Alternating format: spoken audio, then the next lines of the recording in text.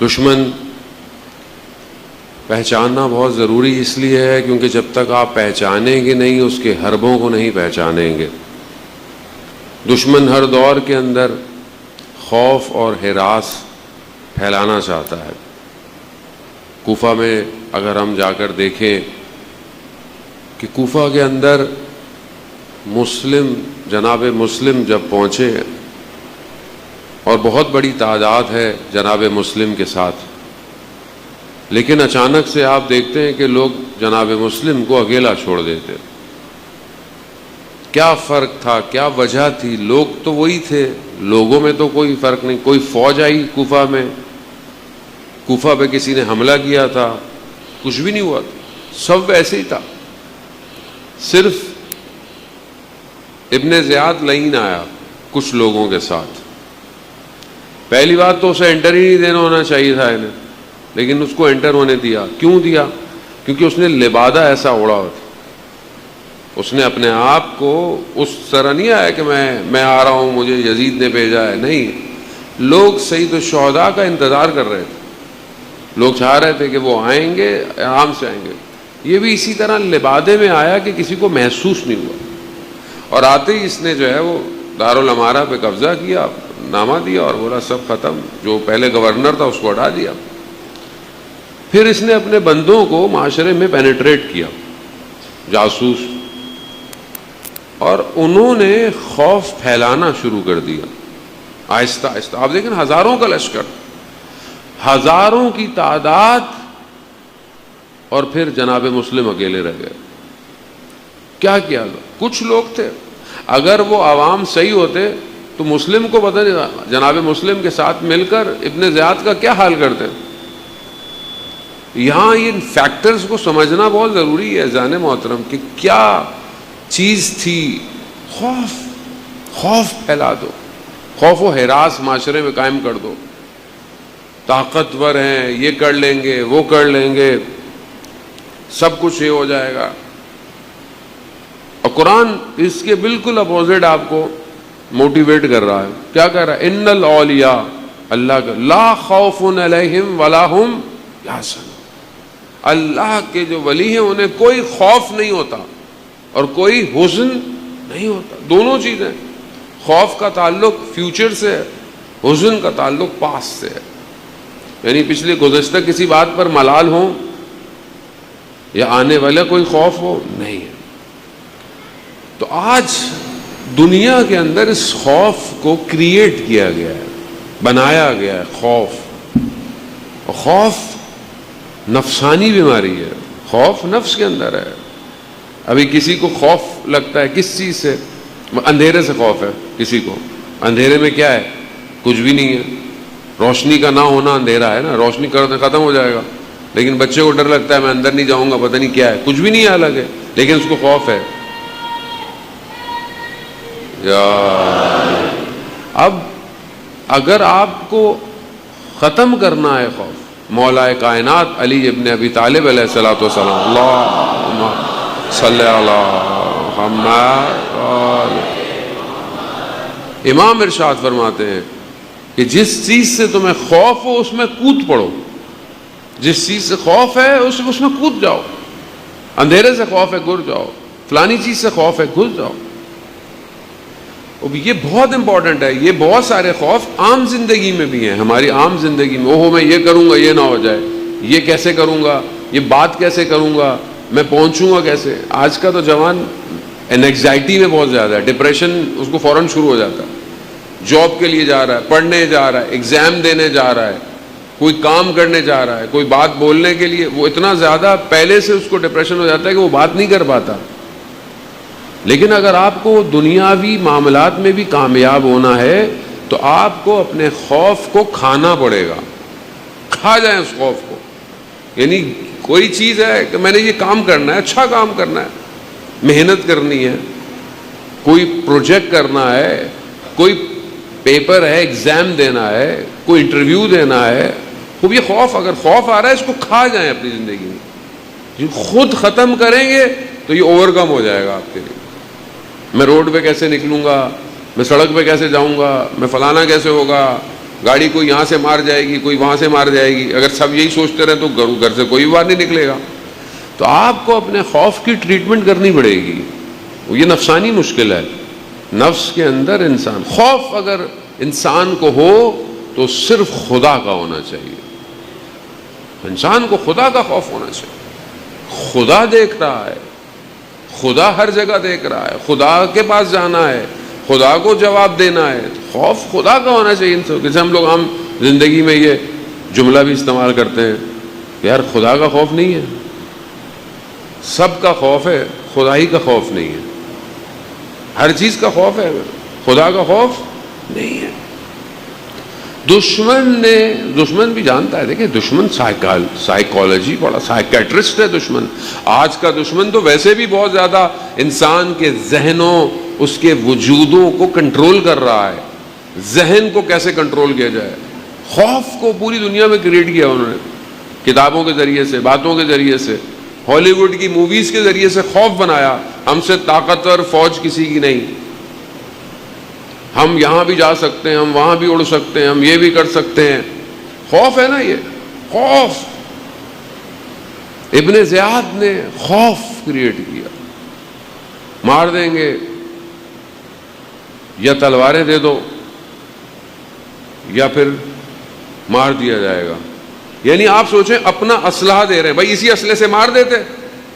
آپ خود سوچیں نا، مطلب عقل کدھر تھی کہ یہی جو تلوار جو ہے، اسی تلوار سے تم طالبان، یہ جو داعش تھی جب یہ عراق میں انٹر ہوئی بہت سالوں پہلے، تو ایک جگہ پر جہاں پر عراقی فوجی جوان ٹریننگ کرتے تھے، بڑی تعداد تھی، اچھی خاصی بڑی تعداد تھی، اور یہ تھوڑے سے لوگ تھے. انہوں نے کہا کہ بھائی سرنڈر کر دو، جبکہ وہ بہت زیادہ تھے. اگر لڑتے تو کچھ شہید ہوتے، باقی تو ختم کر دیتے. خوف کی وجہ سے ہزاروں کی تعداد نے کچھ کے لیے سرنڈر کر دیا، اور ان سب کی گردنیں داعش نے کاٹ دی. خوف خوف دنیا خوف کریٹ کرتی ہے. لیکن جو اللہ کی راہ میں چلتا ہے وہ خوف سے نہیں ڈرتا. وہ اتنا مضبوط ہوتا ہے کہ پھر دنیا اس کا خوف کھاتی ہے.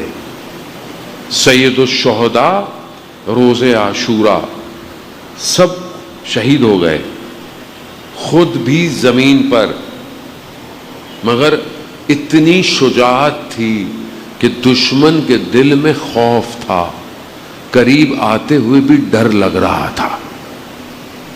یہ دکھانا پڑتا ہے انسان کو اپنے وجود سے، اپنے کردار سے. عزیزان محترم، تو آج ہمارے دلوں میں فیوچر کا خوف ہے، کل زندگی میں کیا ہوگا اس کا خوف ہے. یہ ساری چیزیں ہیں. بلکہ اسلام آپ کو اس کی دعوت ہے. اسلام آپ کے لیے بہت ایزی دین لے کر آیا ہے. اسلام آپ کو بہت آسانیاں دے رہا ہے. ظاہری مشکلات اپنی جگہ پر ہے، لیکن پروردگار تو ہے انسان کی زندگی میں. اگر کوئی نہ ہو تو خدا تو ہے انسان کی زندگی میں.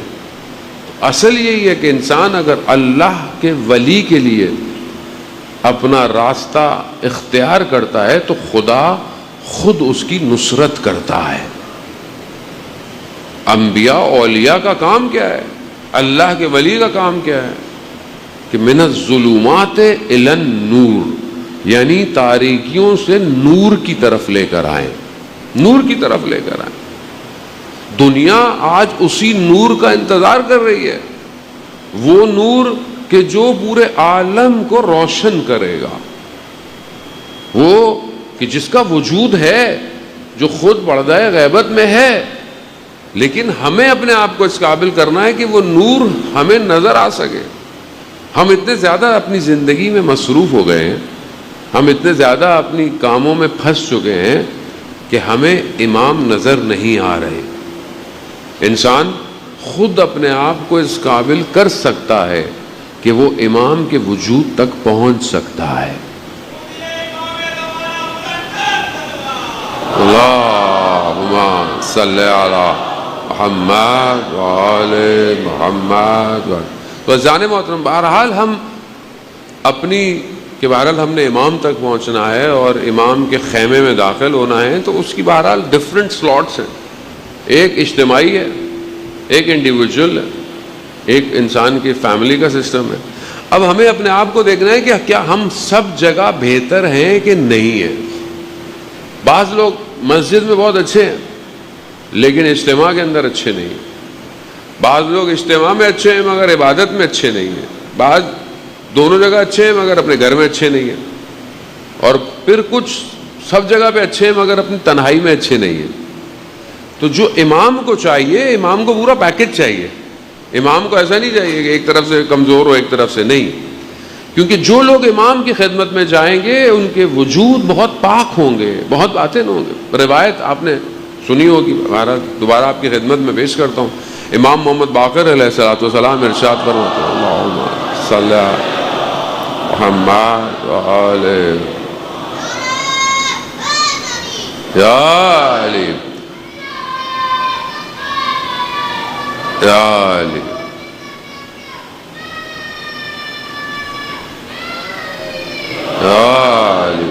اذان وطن امام فرماتے ہیں کہ جو لوگ آخری زمانے میں یعنی امام زمانہ تک پہنچیں گے ان کی یہ خصوصیت یہ ہوگی کہ جب وہ قدم بڑھائیں گے تو وہ مدینہ میں پہنچ چکے ہوں گے، جب وہ اشارہ کریں گے تو درخت بھی اپنی جگہ چھوڑ دیں گے، بادلوں میں وہ سفر کر سکتے ہیں۔ اب دیکھنے کو تو باتیں بڑی فیسنیٹنگ سی لگتی ہیں کہ مطلب پتہ نہیں کیسے ہوگا، لیکن یہ سب ظاہری ٹیکنالوجی میں اگر آپ دیکھیں تو ظاہری ٹیکنالوجی بھی اس کو قریب کر رہی ہے، لیکن جب انسان باطنی طور پر اتنا مضبوط ہو جاتا ہے تو وہ اس عالم پہ تسخیر کر لیتا ہے، یعنی یہ عالم جو ہے اس عالم کو وہ جو ہے وہ اپنے کنٹرول میں لے لیتا ہے۔ قرآن جو ہے ان ساری باتوں کی ہمیں نشاندہی کراتا ہے، ایسی بات نہیں ہے کہ مطلب کوئی چیز ایسی انہونی کہہ دی گئی ہے۔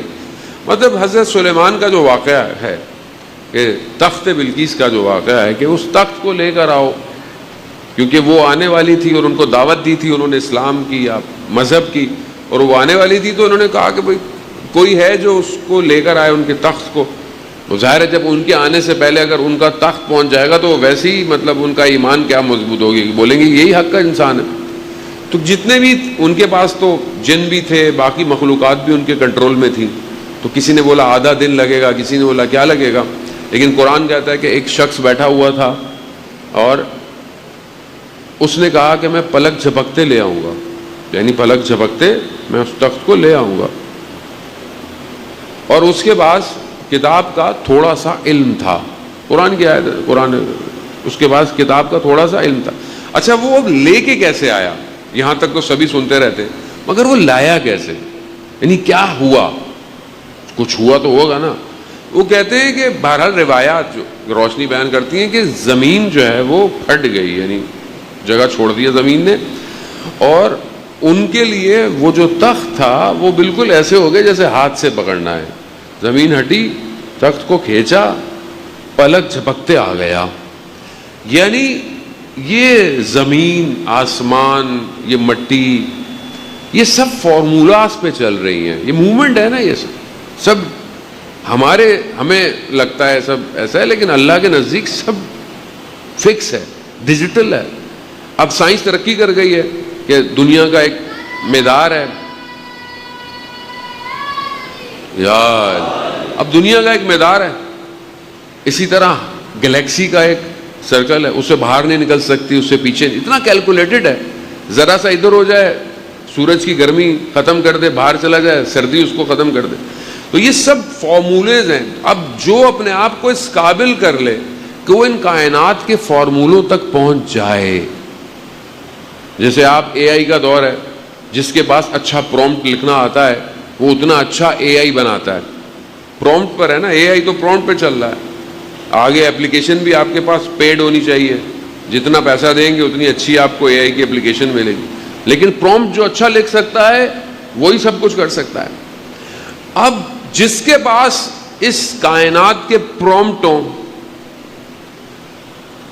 وہ پلک جھپکتے کیا کرے گا؟ اور یہ پرومپٹ کس کے پاس ہے؟ کہ جو قرآن کی جو آیت ہے کہ جس کے پاس کتاب کا تھوڑا سا علم تھا، تو راوی نے امام جعفر صادق علیہ الصلوۃ والسلام سے پوچھا اللہم صلی علی محمد وآل یا علی، امام سے پوچھا کہ مولا یہ کون سا علم تھا کہ جو قرآن اشارہ کر رہا ہے؟ کہا کہ ہم علم کے دریا ہیں اور اس کے پاس جو علم تھا وہ قطرہ تھا۔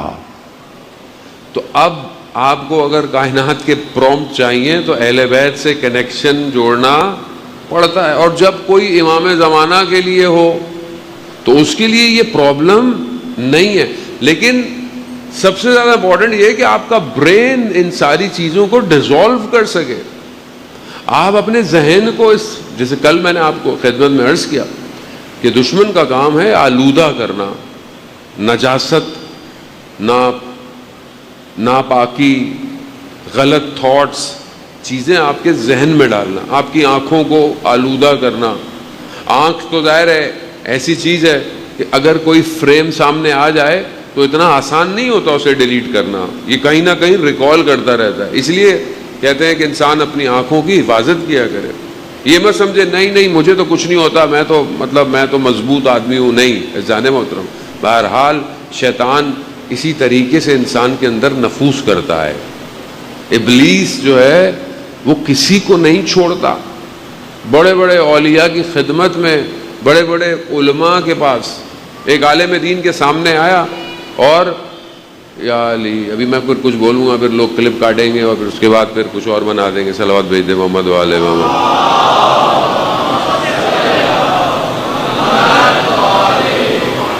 آج کل تو یہ بڑا مسئلہ ہے، کوئی یہاں تو بیٹھا نہیں ہوتا کہ کیوں کیا بولا جا رہا ہے، تو ویسے بھی لوگوں کو ٹرینڈنگ وائرل چیزیں چاہیے معاشرے کے لیے۔ بہرحال آپ لوگ اگنور کیا کریں، مقصد امام حسین علیہ السلام کا ہے، ایام ہے، محرم ہے، اس طرح کی چیزیں اگر کوئی آ بھی جائیں، کسی سے غلطی بھی ہو جائے، انسان ہے، غلطی ہو سکتی ہے، انسان ہے، اگنور کیا کریں، ایک دوسرے کو سید الشہداء کے صدقے میں معاف کیا کریں، دل اپنا بڑا رکھیں۔ امام کا کاروان ہے، سب اس میں شامل ہونا چاہتے ہیں۔ یہ وہ کاروان ہے جس میں سید الشہداء نے جون کو بھی بلایا ہے، حبیب ابن مظاہر کو بھی بلایا ہے، تو یہ تو ان کا کاروان ہے، اس میں ہماری تو ویسے بھی کوئی مجال نہیں ہے۔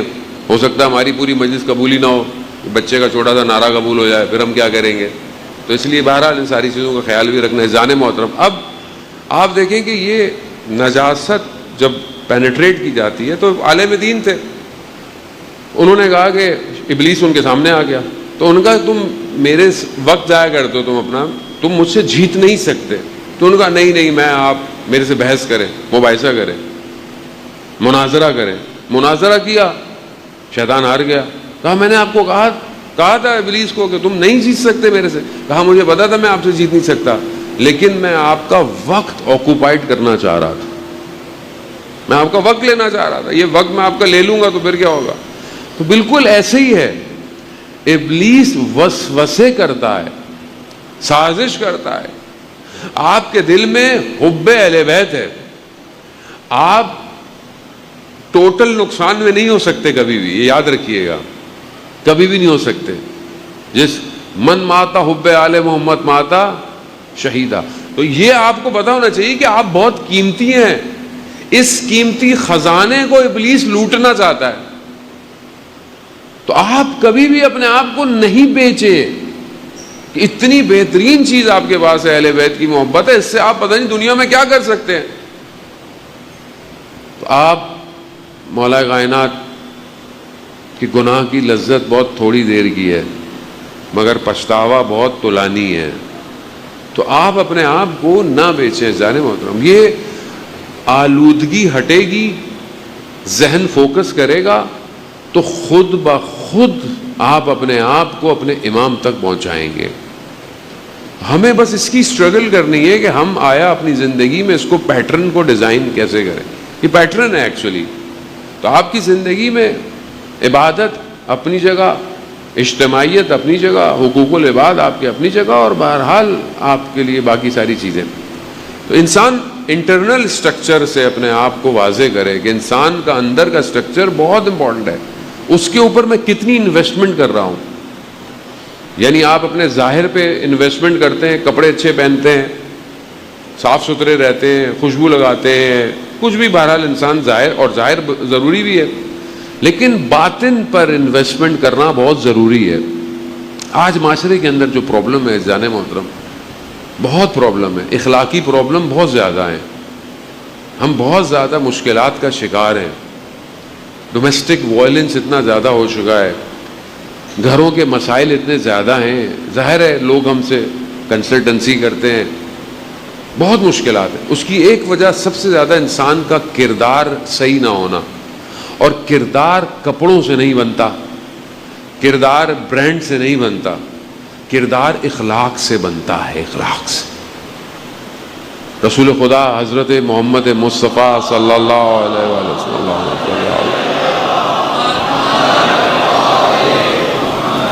رسول خدا ارشاد فرماتے ہیں انما بعثت للمکارم الاخلاق، مجھے مبعوث ہی نہیں کیا گیا مگر سوائے اخلاق کے۔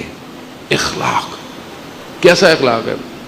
ایک یتیم بچہ ہے مدینہ میں، اور رسول خدا گزر رہے ہیں، دیکھا کہ بچے کو تنگ کر رہے ہیں، یتیم ہے، اب یتیم بچے کو کہہ رہے ہیں تمہاری ماں، میری ماں تو اتنی اچھی ہے، تمہاری ماں،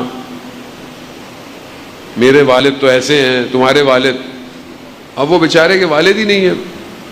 رسول خدا نے دیکھا کہ بچے کو بہت اذیت کر رہا، کہا کیا ہوا؟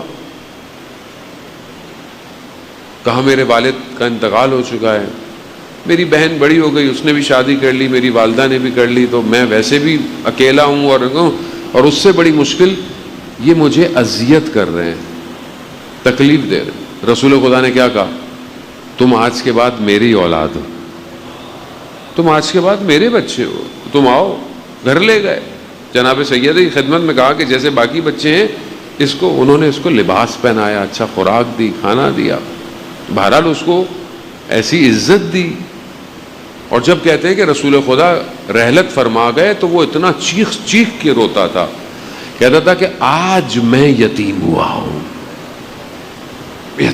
یتیم پروری کتنی، رسول خدا کی زندگی میں کتنی یتیم پروری ہے کہ مدینہ کے بچے جب بڑے ہو گئے تو یہ کہتے تھے کہ ہم وہ ہیں جنہیں رسول خدا نے اپنے سینے سے لگا کر بڑا کیا ہے، ہم تو یہاں اپنے بچوں کو سینے سے نہیں لگاتے، دوسروں کو کہاں لگائیں گے؟ اخلاق اور کردار آپ رسول سے دیکھیں، رسول خدا درگزر کر رہے ہیں، لوگوں کو معاف کر رہے ہیں۔ اب وہ روایات بہرحال بعض ضعیف ہیں، لیکن ہے کہ مطلب جس نے رسول خدا کے اوپر کچرے کی اہانت کی اس کو پوچھنے چلے گئے کہ بھائی بہت دن ہو گئے، طبیعت خراب ہے، کیسے ہیں؟ کوئی شخص آتا تھا ملنے، نہیں ملنے آیا اتنے دن، پوچھنے چلے گئے۔ اور ہمارے ساتھ کوئی خدا نخواستہ کو برا کر دے، ہم تو اس کے گھر تک پہنچ جاتے ہیں، نسل برباد کر دیتے ہیں۔ کیوں ایسا ہے؟ کیوں ہمارے اندر اتنا بھرا ہوا ہے نفرت؟ کیوں اتنا بغض ہے؟ اس کی ایک وجہ ہے کیونکہ ہم یہ بھول گئے ہیں کہ ہم نے مرنا ہے۔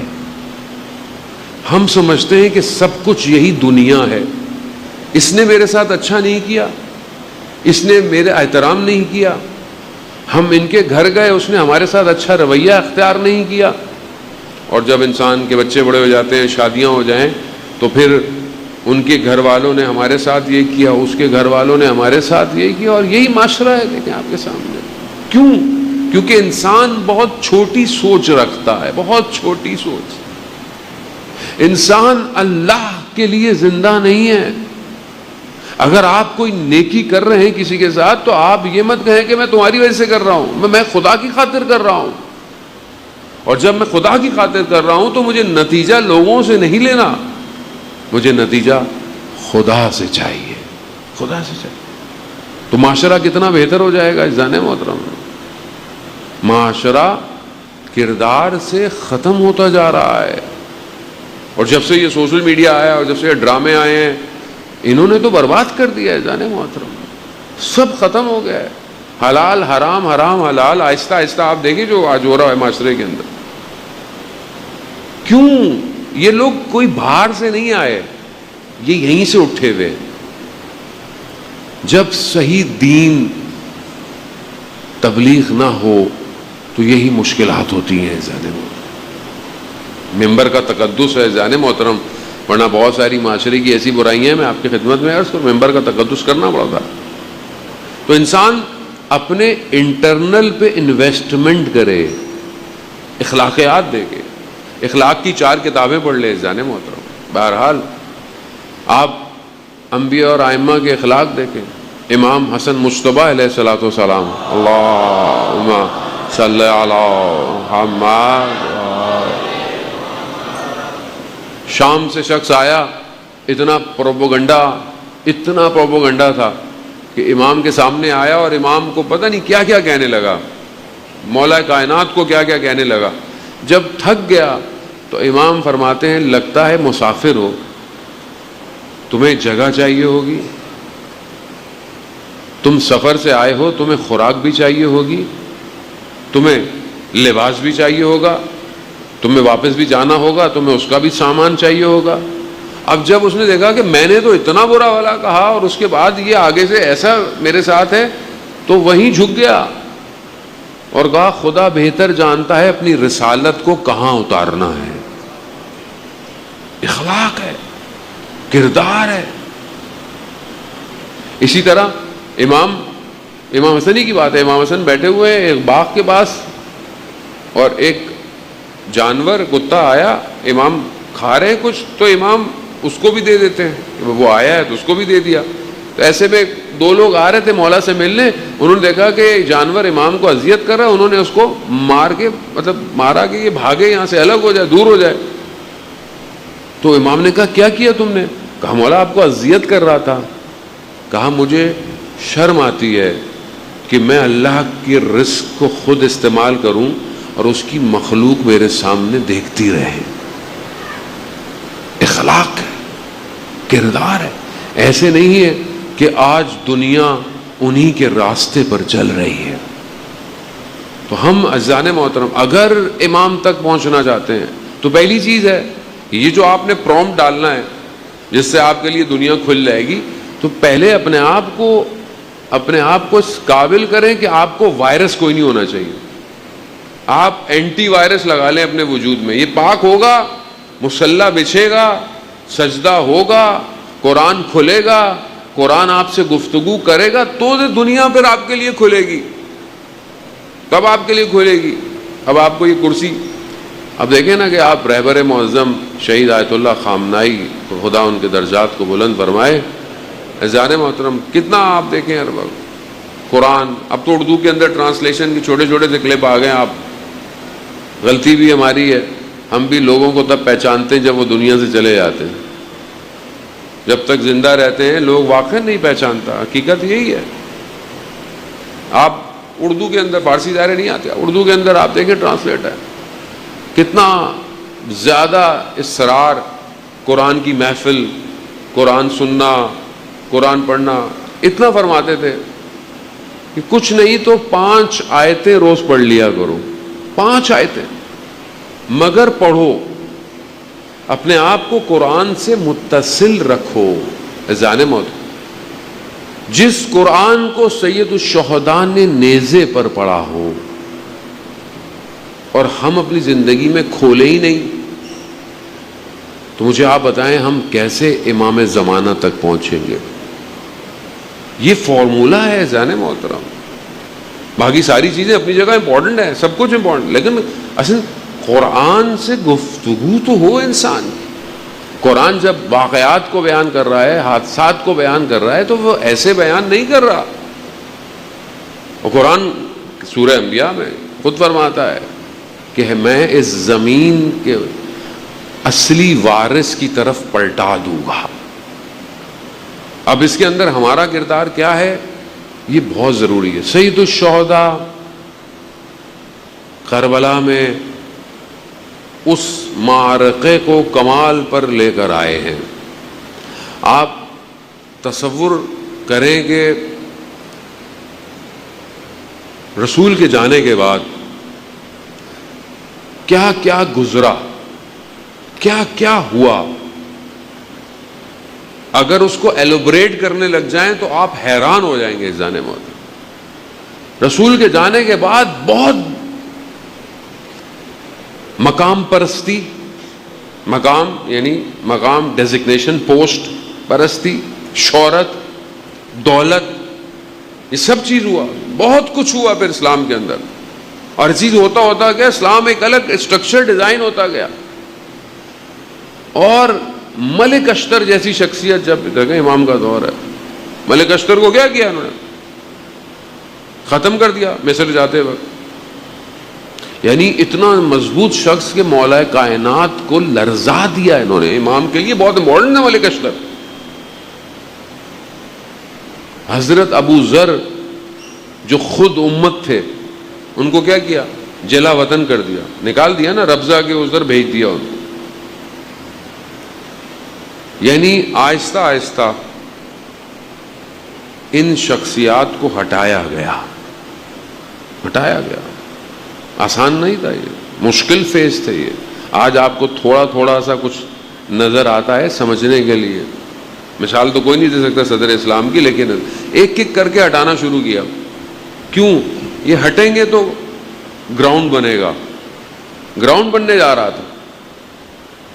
کئی جلیل القدر اصحاب کو زندہ زمین میں دفنا دیا. اصحاب کون کر رہا ہے؟ آپ انٹرنیٹ ہے، چیٹ جی پی ٹی آپ کے پاس ہے، کلاؤڈ آپ کے پاس ہے. ہمیں تو کچھ کہنے کی ضرورت، ہم کچھ بولیں گے تو پابندی لگ جائے گی ہمارے اوپر. آپ چیٹ جی پی ٹی پہ پابندی لگوا لیں جا کے، آپ خود دیکھیں جا کے. کس نے کیا؟ کوئی باہر سے آیا، کوئی باہر سے آیا، اندر تھا.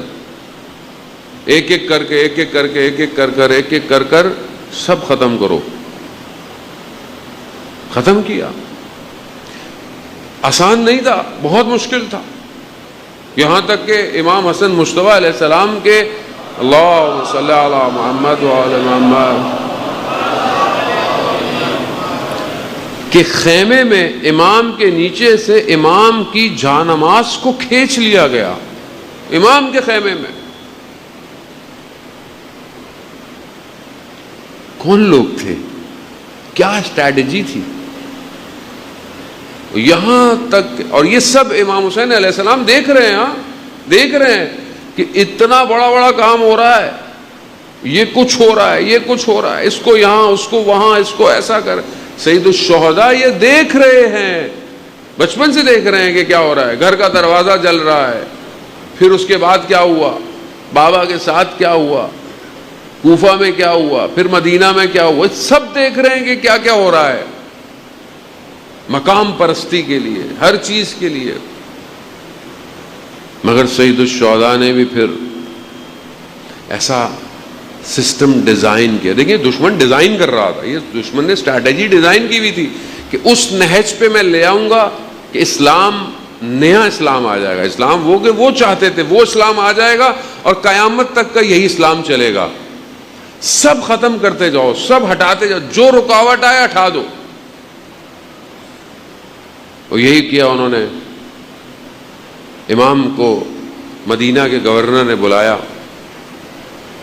اور کیا کہا کہ خط آیا ہے، یزید کی بیعت کیجیے، اور اگر بیعت نہیں کرتے تو وہ ساتھ جو بیٹھا ہوا تھا اس نے بولا کہ بھائی گردن اتار دو، اور یہی موقع ہے. کیوں؟ ہٹا دو. ایک شخص، یزید کو پوری حکومت میں کسی سے مسئلہ نہیں تھا، صرف ایک شخص سے مسئلہ تھا. اور ایک شخص، وہ ایک شخص نہیں تھا، وہ پوری کائنات کو پلٹ سکنے والا شخص تھا. امام نے بھی، امام ہے ایزان موت، امام نے بھی ایسا سسٹم ڈیزائن کیا کہ میں مدینہ میں نہیں، مکہ میں بھی نہیں، مکہ بھی چھوڑ دیا امام نے، ایسی جگہ پر یزید کو بلاؤں گا، پوری یزیدیت کو ایسی جگہ بلاؤں گا کہ قیامت تک کی یزیدیت تڑپتی رہے گی. یعنی وہ جو محنت کی تھی نا انہوں نے اتنی سالوں کی، اتنی حکومتیں، اتنا امپائر جو ڈیزائن کیا تھا، اس پورے امپائر کو تو صرف جناب زینب کے جملوں نے اکھاڑ دیا، اکھاڑ دیا۔ علی کی بیٹی نے شام کے دربار میں جب کہا نا اسکت، خاموش ہو جاؤ، وہیں پوری مملکت، ملوکیت تباہ ہو گئی۔ سید الشہداء امام حسین کا ڈیزائن کیا ہوا اسٹریٹجیکل موومنٹ تھی۔ صرف کربلا صرف جذبات، احساسات نہیں ہے زن محترم، عقل اور شعور کا کمال ہے کربلا۔ یہاں جذبات میں لوگوں نے جانے نہیں دیے ہیں، لاجیکلی بھی لوگ جانتے تھے کہ یہی کمال ہے، لوگ جانتے تھے، لوگ معرفت پہ پہنچ چکے تھے، امام کو پہچان چکے تھے لوگ کہ یہ جو ہے یہ، اسی لیے تو دیکھیں نا حبیب ابن مظاہر نے روز عاشورہ کیا کہا، جنگ ہو رہی ہے، حالات ہیں، شہید بھی ہو چکے ہوں گے لوگ، حبیب ابن مظاہر پوچھ رہے ہیں مولا میں ایک سوال پوچھوں اگر آپ اجازت دیں، لیکن میں اس لیے نہیں پوچھ رہا کہ مجھے کوئی جان کا خوف ہے، نہیں، میں اپنے معرفت میں اضافے کے لیے پوچھ، یعنی ابھی دنیا سے شہادت پہ جانے کے لیے ہے پھر بھی اضافہ چاہ رہے ہیں وہ، دیکھیں آپ کمال دیکھیں ان لوگوں کا۔ کہا کہ مولا جب آپ اس دنیا میں نہیں آئے تھے تو پھر کیا تھے؟ تو امام نے بولا ہم عرش پر نور کی طرح چمک رہے تھے۔ معرفت ہے، لاجیکل ہے، کوئی نقصان نہیں ہے۔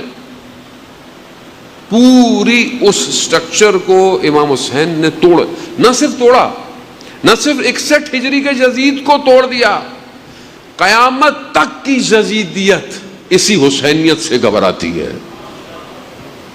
آج یہی حسینیت ہے جان محترم، یہی یا حسین لبیک یا حسین کی صدائیں ہیں جس سے دشمن گھبراتا ہے۔ کسی کے پاس نہیں ہے یہ دانشگاہ، یہ یونیورسٹی سوائے امام حسین کے پاس، کسی کے پاس یہ بیداری نہیں ہے، کسی کے پاس نہیں ہے جوان علی اکبر، کسی کے پاس نہیں ہے حضرت عباس جیسی بہادری، وفاداری، صرف حسین کی بارگاہ ہے۔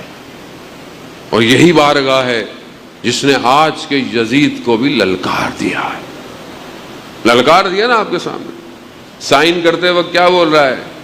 اٹس ناٹ ایزی، آسان نہیں تھا، ابھی تو بہت کچھ دیکھنا باقی ہے، ابھی تو آپ امام کے غلاموں کو دیکھ رہے ہیں، ابھی تو جب وہ خود آئے گا تب پتہ چلے گا کہ وہ آئینہ پہ دم مقتول و کربلا، پھر تو کربلا کا بدلہ لیا جائے گا اذان محترم۔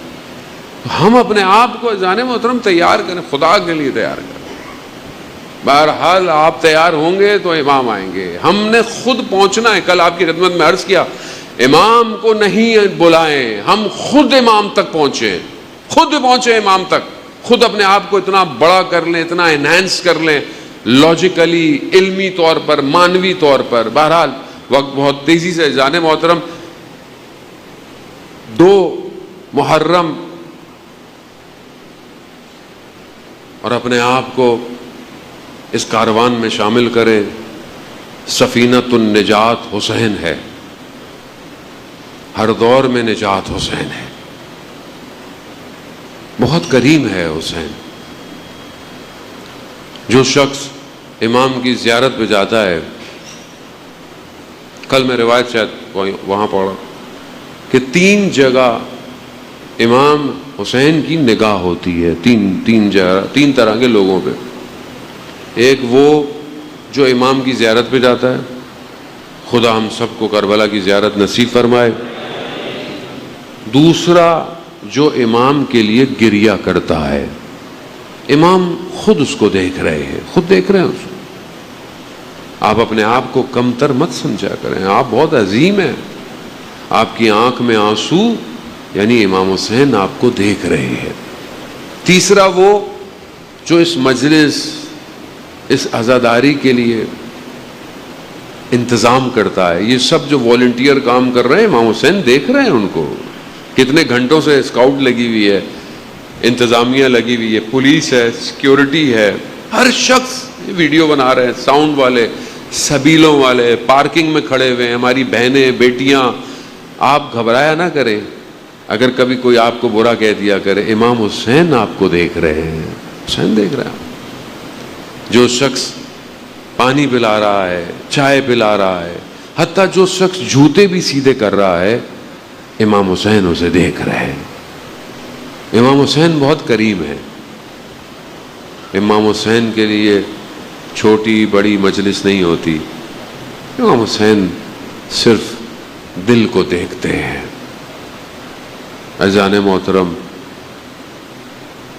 جناب مسلم کوفہ میں تنہا رہ گئے بہت تیزی سے, کیونکہ 2 محرم کے مصائب بھی ہیں اور جناب مسلم سے متصل ہوتے ہیں. جناب مسلم تنہا رہ گئے. آپ جانتے ہیں رات کی تاریکی, کوفہ کی گلیاں, دروازے ایک دیوار سے ٹیک لگا کے کھڑے ہوئے. خاتون باہر آئی, دیکھا, واپس چلی گئی. اس کا اپنا بیٹا نہیں آیا تھا, بے چین تھی. پھر باہر آئی, دیکھا وہی کھڑے ہوئے. کہا کون ہو؟ اپنے گھر جاؤ, پتہ نہیں ہے ابن زیاد نے کتنی سختی کی ہوئی ہے مسلم بن عقیل کی وجہ سے. تو کہا میرا گھر نہیں ہے. کہا کیوں؟ کہا مسافر ہوں. کہا پانی ملے گا؟ اندر گئی, پانی لے آئی, کاسے میں پانی پیا, پھر چلی گئی, پھر واپس آئی. کہا تم ابھی تک کھڑے ہوئے ہو, ابھی تک بیٹھے ہوئے ہو, اپنے گھر جاؤ. کہا میرا یہاں گھر نہیں ہے. کہا کہاں سے آؤ؟ کہا مدینہ سے. مدینہ کا نام سننا تھا, اہل بیت کی ماننے والی تھی. کہا مدینہ میں کہاں سے آئے؟ کہا کوچہ بنی ہاشم سے آئے. کہا کوچہ بنی ہاشم سے کہاں سے آؤ؟ جب پتہ چلا کہ مسلم ہے, اذان محترم گھر لے گئی. رات بھر جناب مسلم عبادت کرتے رہے, عبادت کرتے رہے. جانتے تھے کہ آخری رات ہے. اور وہ سب آپ نے سنا کہ اس کے بیٹے نے یا اس کے داماد نے آ کر کس طریقے سے مخبری کی, جناب مسلم کو گھیر لیا گیا اور اس کے بعد انہیں گرفتار کر کر دارالامارہ ادھر لے گئے. جناب مسلم کے لیے ابن زیاد لعین نے حکم صادر کر دیا کہ انہیں, جب انہیں لے کر جا رہے تھے تو جناب مسلم گریا تھا, ان کی آنکھوں میں آنسو تھے. شخص نے کہا رو کیوں رہے ہو؟ اگر رونا تھا تو ایسا کام نہیں کرتے. کہا میں اپنے لیے نہیں رو رہا, میں امام حسین کے لیے رو رہا ہوں جو اپنے کنبے کے ساتھ ادھر آ رہے اور کوفہ والوں میں وفا نہیں ہے. ہاں عزیزان, جناب مسلم دارالامارہ سے زمین پر انہیں پھینک دیا گیا. یہاں خبر امام کو ملی ہے, رستے میں ایک مقام پہ ملی. امام جانتے بھی تھے لیکن خبر امام نے لوگوں سے لی, کوفہ والوں سے. بس میں پیچھے چلتا ہوں. 28 رجب کی رات ہے, مدینہ ہے. ایک صحابی ہے جو ان کے گھر کے برابر میں رہتا ہے, عروہ غفاری اس کا نام ہے. کان سنگین ہے, بھاری ہے, سن نہیں سکتا زیادہ, حتیٰ بجلی کی گرج بھی ہو تو بھی اسے آواز نہیں آتی. 28 کی شب اٹھ جاتا ہے. بیوی پوچھتی ہے کیا ہوا؟ کہا مجھے تو بجلی کی گرج بھی سنائی نہیں دیتی مگر کچھ بیویوں کے رونے کی آواز آ رہی ہے. کہا کون رو رہا ہے؟ کہا یہ جناب سیدہ کی بیٹیاں ہیں، مدینہ چھوڑ کے جا رہی ہیں۔ عزاداران محترم، مدینہ چھوڑنا آسان نہیں تھا۔ وہ جگہ جہاں نانا کا روزہ ہو، وہ جگہ جہاں پر خود امام حسین بڑے ہوئے ہو، مدینہ چھوڑنا آسان نہیں تھا۔ کہتے ہیں کئی بار اپنے نانا کے روزے پر رہے، اور آخری دفعہ گئے اتنا گریہ کیا کہ امام حسین بے ہوش ہو گئے، اور کہتے ہیں خواب میں دیکھا، رسول خدا نے کہا کہ حسین بس اب جلدی کرو۔ امام حسین رات کی تاریکی میں اہل بیت کی سواریاں تاکہ کوئی دیکھ نہ سکے، محمل پہ پردے، جناب عباس جناب علی اکبر سوار کروا رہے ہیں۔ ذہن میں رکھیں کس شان و شوکت سے یہ سوار ہوئے ہیں۔ کارواں چلتا چلتا مکہ سے چھوڑتا ہوا بس 2 محرم کو ایک جگہ پہنچا، دیکھا کہ امام کی سواری آگے نہیں بڑھ رہی، رک گئی۔ مقاتل کہتے ہیں امام نے سواری کو تبدیل کیا، ایک گھوڑا، دوسرا گھوڑا، 6 سواریاں کہتے ہیں تبدیل کی، مگر جانور نے حرکت نہیں کی، نہیں موو کر پایا، نہیں چل پایا، سر جھکا کے کھڑے ہوئے ہیں۔ امام نے حضرت عباس سے کہا کہ یہ اطراف کے جو لوگ ہیں ان کو بلاؤ، ان سے پوچھا اس جگہ کا نام کیا ہے؟ مختلف نام بتائے، ایک نے ایک نام بتایا، دوسرا بتایا کرتھیا، ایک نے کہا نینوا۔ امام نے ایک اور کو بلایا، اس سے پوچھا، امام نے اس سے پوچھا اس کا نام کیا ہے؟ کہا کربلا۔ بس یہ نام سننا تھا۔ امام نے کہا یہی وہ مقام ہے جہاں خیمے لگیں گے، یہی وہ مقام ہے جہاں ہمارے بچوں کو پیاسا مارا جائے گا۔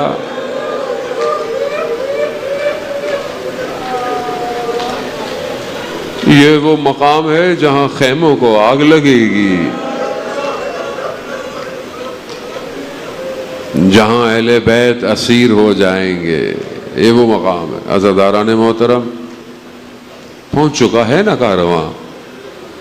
امام نے بلایا، زمین کس کی ہے؟ شخص آیا، امام نے اس سے زمین کو خریدا، باقاعدہ لکھا گیا، 60,000 درہم یا دینار کی زمین خریدی گئی۔ امام نے خریدنے کے بعد زمین اس کو ہبہ کر دی، یعنی اس کو تحفے میں دے دی اس کو ہبہ کر دی۔ امام نے پھر یہ کہا، کیونکہ بنی اسد کا قبیلہ تھا، کہا مگر 3 شرطوں پہ میں زمین آپ کو دیتا ہوں۔ پہلی شرط کہ دیکھو جب ہم مارے جائیں نا تو ہمیں دفنا دینا۔ غربت سید الشہداء، میرا غریب امام، جب ہم مارے جائیں نا تو ہمیں دفنا دینا، اور اگر کوئی ہمارا پتہ پوچھتے پوچھتے آ جائے تو اسے بتا دینا کہ یہ ہمارا ہی قبر ہے۔ اور تیسری شرط عزاداران محترم، میں نے کبھی غور نہیں کیا، آج میں نے بڑا غور کیا کہ یہ امام نے کیا شرط لگائی تھی۔ امام نے کہا تیسری شرط یہ ہے کہ اگر کوئی میرا زائر آئے نا تو 3 دن اسے مہمان رکھنا اپنے پاس۔ کریم حسین، اس ماں کی اولاد حسین جس کے دروازے سے کوئی خالی نہ گیا، چکیاں پیس کر پالا میری جناب سیدہ نے۔ اتنا کریم ہے، 61 ہجری میں دشت کربلا میں زائرین کا سوچ رہا ہے۔ جب میرے زائر آئے 3 دن مہمان رکھنا، 3 دن. اور خدا آپ کو اس کا اجر دے. عزیزان محترم، روتے ہوئے مرد بنی اسد کے چلے گئے. امام نے بنی اسد کی خواتین کو بلایا، کہا اگر کسی خوف کی وجہ سے، لشکر کے خوف کی وجہ سے تمہارے مرد ہمیں دفنا نہ پائے نا، تو پانی بھرنے کے بہانوں سے آنا، ہمیں دفنا دینا. روتی ہوئی گریا کرتے ہوئی خواتین چلی گئی. امام نے کہا بنی اسد قبیلہ کے بچوں کو بلاؤ. بچے آئے، کہا بچوں اگر تمہارے بڑے کچھ نہ کر پائیں تو بیچو، مٹی کھیلنے کے بہانے آنا. مٹی کھیلتے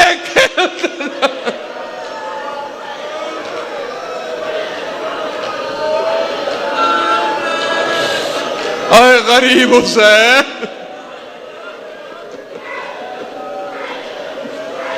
مگر کچھ ہو نہ سکا. بس آخری منزل التماس دعا. عزیزان محترم، بس مصائب کی راتیں ہیں. جب سوچا کریں، جہاں بیٹھا کریں، گریا کریں. حسین کو آنسو چاہیے آپ کے.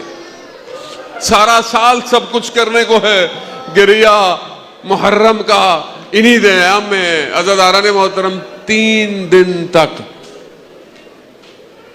بدن پڑے رہے. 3 دن تک. اور کس حال میں بدن تھے میں پڑھ نہ پاؤں گا اور آپ سن نہیں سکتے. بدنوں کی حالت وہ تھی کہ جو بیٹی بابا کے سینے پہ سوتی تھی نا، وہ 11 محرم کو اپنے بابا کو پہچان نہیں پائی. بدن اس حالت میں تھے. بس عزیزان محترم، بس 3 دن بعد جب میرا مولا غریب امام آیا نا اجازت امامت سے، بس آپ مصائب بعد میں سنیں گے. ایک ایک کر دفنا دیا. جب ایک بدن پہ پہنچا نا تو سب کو کہا اس کو میں خود دفناؤں گا. کس کا بدن ہے؟ کہا یہ بابا کا بدن ہے. ہاں حسین والو، مولا تمہیں زندگی دے، سلامت رکھے. باپ تو بر باپ ہوتا ہے نا اولاد کے لیے، جیسا بھی ہو. کسی اولاد نے ایسا بدن نہیں دیکھا ہوگا. بس میں امام کا جملہ، مقتل کا جملہ اور آپ سے التماس سے دعا. امام نے اپنے بابا کے بدن کو اٹھایا نہیں، اپنے بابا کے بدن کو سمیٹا. سمیٹ کر کربلا کی زمین میں لٹایا اور یہی کہا ہوگا، اے کربلا تیری زمین میں تو کتنی خوش نصیب ہے.